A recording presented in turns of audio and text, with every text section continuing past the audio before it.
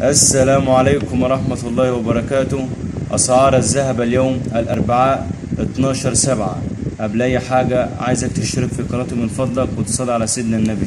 سجل سعر الذهب العالمي 1925 دولار للبيع، وللشراء 1926 دولار. فيما سجل الجنيه الذهب للبيع 17520 جنيه، وللشراء 17440 جنيه.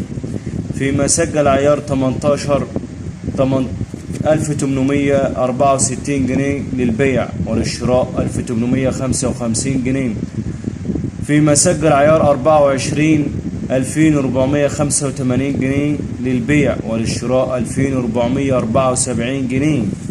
وسجل عيار 21 2175 جنيه للبيع، وللشراء 2165 جنيه. عايزك تشترك في قناتي وتدعمني علشان نكمل باقي الفيديوهات.